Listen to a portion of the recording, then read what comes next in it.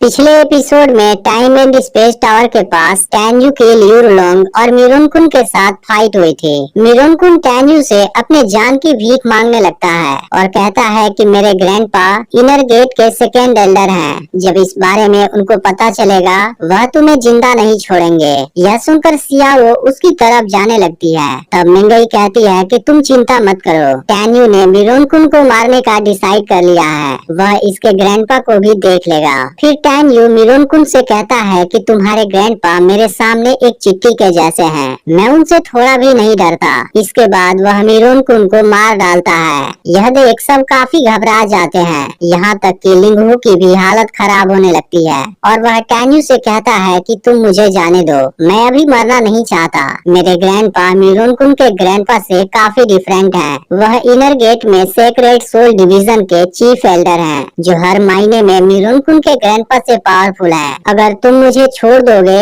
तब मैं अपने ग्रैंडपा से तुम्हें सेफ्टी देने के लिए बोलूंगा, जिसके बाद मिरोनकुन के ग्रैंडपा से तुम्हें कोई खतरा नहीं होगा। लेकिन टैन्यू को कोई फर्क नहीं पड़ता और वह लिंगहू को भी मार डालता है। अब इस बात से बाकी के स्टूडेंट भी डर जाते हैं, क्योंकि उनको लगता है कि टैन्यू सबको मारने वाला है। फिर मेंगई सबको शांत कराती है और कहती है कि टैन्यू इनोसेंट लोगों को कुछ नहीं करेगा। अब टैन्यू कहता है कि मैंने हमेशा ही सेक्ट के रूल को फॉलो किया है, आज मैंने इन दोनों को भी मार दिया, क्योंकि रूल के अनुसार अगर कोई किसी को मारने की कोशिश कर रहा है तब वह शख्स अपनी जान बचाने के लिए सामने वाले इंसान को मार सकता है। इनर गेट में जाने के बाद तुम सब मुझसे जरूर मिलोगे, मुझे उम्मीद है कि तुम सभी मेरा फ्रेंड बनोगे। लेकिन अगर किसी ने भी मुझे मारने की कोशिश की, मैं किसी भी कीमत पर उसे जिंदा नहीं छोड़ूंगा। तभी एक स्टूडेंट टैन्यू से पूछता है कि क्या सच में तुम फर्स्ट रेट वाले फिटल सोल रिम पर हो, जिस पर टैन्यू कहता है कि बिल्कुल नहीं। उसी समय time and space tower open हो जाता है, जिसे देखते ही सभी स्टूडेंट काफी खुश हो जाते हैं, क्योंकि उसके अंदर 1 महीने की कल्टीवेशन प्रैक्टिस बाहर के 5 महीने के कल्टीवेशन प्रैक्टिस के बराबर है। इसके बाद सभी स्टूडेंट उसके अंदर चले जाते हैं। अब टैन्यू अपने साथियों को कुछ सोल स्प्रिंग देता है,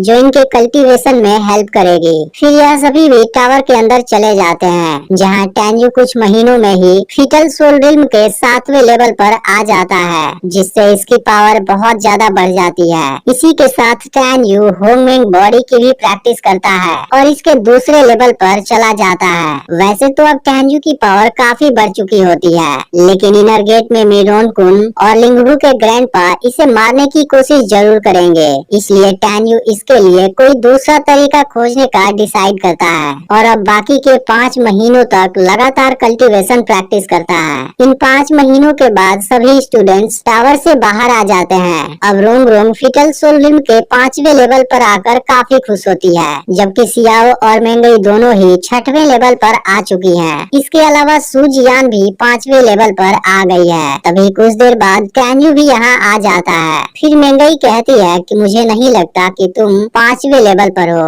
और इसकी असली रिल्म डोमेन पूछती है। तब टैन्यू उसे बताता है कि मैं असल में 7वें लेवल पर हूँ, मैंने इसे छुपाया हुआ है ताकि इसका फायदा उठाकर मैं योंग यूंग का सफाया कर सकूं। इस पर मेंगई कहती है कि तुम्हें योंग कुंग को हल्के में नहीं लेना चाहिए, वह आउटर गेट में लॉ एनफोर्समेंट एल्डर की पोजीशन पर है। तब टैन्यू कहता है कि योंग कुंग केवल 2 साल पहले ही 8वें लेवल पर आया है, जिसका मतलब है कि उसके पास कुछ खास पावर नहीं है। इस पर मेंगई कहती है कि मुझे उसकी चिंता नहीं है, लेकिन उसके पीछे बहुत सारे पावरफुल सपोर्टर्स हैं, उसके मरते ही वह सब उसका बदला जरूर लेंगे। तब टैन्यू कहता है कि मिरोनकुन और लिंगहू के ग्रैंडपा उससे ज्यादा पावरफुल हैं, इसलिए तुम्हें उसके बारे में चिंता छोड़ देनी चाहिए। तभी टावर का एग्जिट गेट ओपन हो जाता है, जिसके बाद सब यहाँ से जाने लगते हैं। जब इनके अलावा यहाँ कोई नहीं होता, तब सियाओ टैन्यू का असली डोमेन पूछती है और टैन्यू उसे बता देता है। फिर यह सब कहने लगते हैं कि तुमने हमें जो कल्टीवेशन मेथड की ट्रेनिंग दी थी वो हमें ज्यादा समझ नहीं आई थी। तब टैन्यू कहता है कि बाद में मैं इसे पूरा सिखा दूंगा।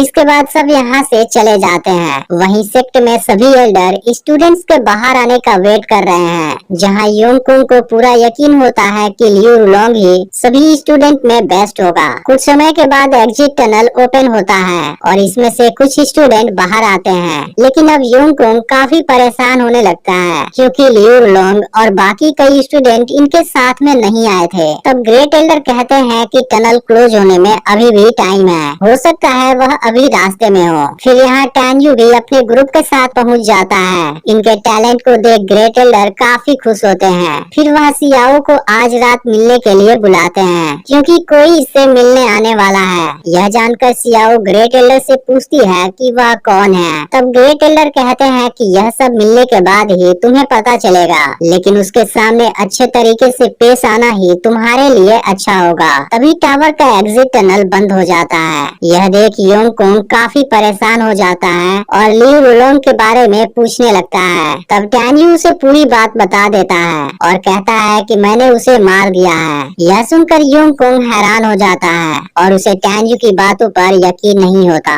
जिस पर टैन्यू कहता है कि उसने मुझे मारने की कोशिश की, जिसके बाद मैंने उसे बहुत बुरे तरीके से मार दिया। वहीं दो स्टूडेंट बात करते हैं कि टैन्यू जानबूझकर योंगकोंग को गुस्सा क्यों दिला रहा है। इसे पता था कि लियू रुलोंग योंगकोंग का एडॉप्टिव सन था, लेकिन फिर भी इसने जानबूझकर उसे मार दिया। अब योंगकोंग टैन्यू पर काफी गुस्सा होने लगता है और इसे मारने की बात करने लगता है। इसके आगे के 2 एपिसोड भी जैसे ही रिलीज होंगे, इसका अगला पार्ट एक्सप्लेन करके अपलोड कर दूंगा। लेकिन तब तक के लिए आप नई सीरीज को जरूर चेक कर लेना।